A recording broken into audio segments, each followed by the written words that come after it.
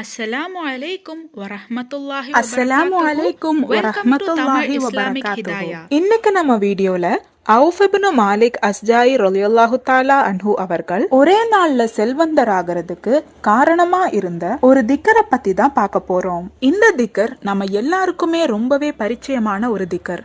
ஆனா நம்மள பல பேர் இத அதிகமா ஓதுறது கிடையாது. ஒரு நாள் அவுஃப் இப்னு மாலிக் ரலியல்லாஹு தஆலா அன்ஹு அவர்கள் நபி ஸல்லல்லாஹு அலைஹி வஸல்லம் அவர்கள் கிட்ட தன்னோட மகன் காணவில்லைன்னு சொல்லி ரொம்பவே வருத்தம் தெரிவிச்சாரு. அப்போ நபி ஸல்லல்லாஹு அலைஹி வஸல்லம் அவர்கள் அவுஃப் இப்னு மாலிக் ரலியல்லாஹு தஆலா அன்ஹு அவர்களுக்கு ஒரு திக்கரை கற்றுக் கொடுத்து அந்த திக்கரை தொடர்ச்சியா ஓதி துஆ கேட்கறதுக்கு அறிவுரை கூறினார். அவுஃப் இப்னு மாலிக் அவர்களும் அந்த திக்கரை அவரோட மனைவிக்கும் கற்றுக் கொடுத்து ரெண்டு பேருமே இத தொடர்ச்சியா ஓதுனாங்க.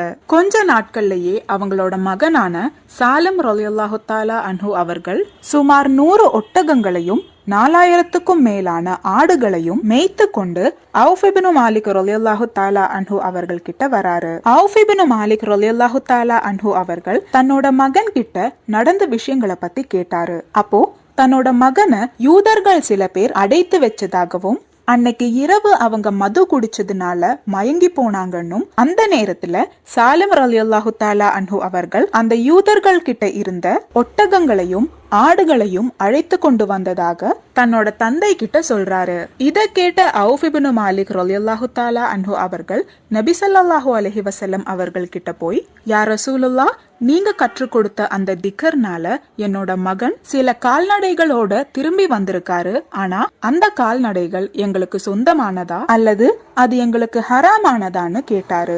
அப்போ நபி ஸல்லல்லாஹு அலைஹி வஸல்லம் அவர்கள் அந்த கால்நடைகள் உங்களுக்கு சொந்தமானதுதான்னு சொல்லி அனுப்பி வச்சாரு. இந்த ஹதீஸ் ஜாமியால் உலூம்ல பதிவு செய்யப்பட்டிருக்கு.